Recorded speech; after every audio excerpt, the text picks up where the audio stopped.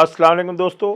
बिलानवान के एक और सिलसिले के साथ मैं आपके सामने हाज़िर हूँ। मेरा नाम है मोहम्मद अज़हर हफ़ीज़। मैं एक बेवकूफ़ आदमी हूँ। मेरी माँ मुझे कहती थी, कालू करे कवलियाँ रब सदियाँ पावे। मैंने सारी ज़िंदगी बेवकूफ़ियाँ की। कवलियाँ बेवकूफ़ी को कहते हैं और अल्लाह ताला ने उनको हमेशा मेरे लिए सीधा कर दिया।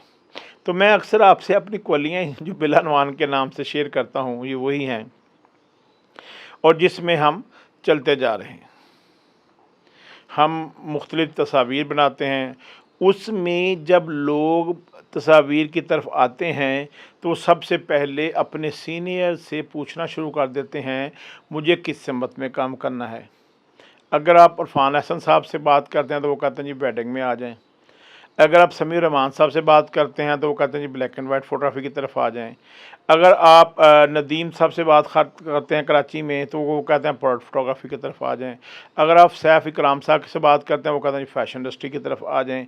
अब हर एक का एक अपना तरीक़ाकार है।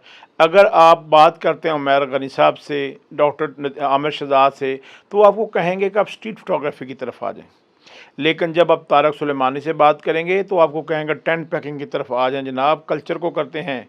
और जब आप रज़ाक वैनस से बात करेंगे तो वो कहेंगे कल्चर ही सब कुछ है, आप इसमें काम कीजिए, गांव-गांव घूमिए, लोगों को बताइए गांव कैसे हैं। तो हर एक के अपने तरीक़ेकार और रास्ते हैं। आप सब रास्तों पे काम कीजिए, जो आपको अच्छा लगे उसको चूज़ कर लीजिए, अल्लाह ताला आपका नाम उसमें बना देंगे। लेकिन इसके लिए कुछ अरसा दरकार होता है। पहले कुछ सालों में आपको काम समझ आना शुरू होता है, आप सिलेक्शन की तरफ जाते हैं कि मैंने किस तरफ जाना है, फिर आपको रास्ता मिलना शुरू हो जाता है कि आपका हाथ किस काम में अच्छा है, कौन-सा काम आपको थकने नहीं देता, कौन-सा काम आपको समझ आता है, तो उसमें अपनी किस्मत आज़माई कीजिए, अल्लाह ताला हमेशा आपके मददगार होंगे। देखते रहिए हमारे बिलानवान सिलसिले को और सब्सक्राइब कीजिए, लाइक कीजिए। जज़ाकल्लाह खैर, अस्सलाम वालेकुम।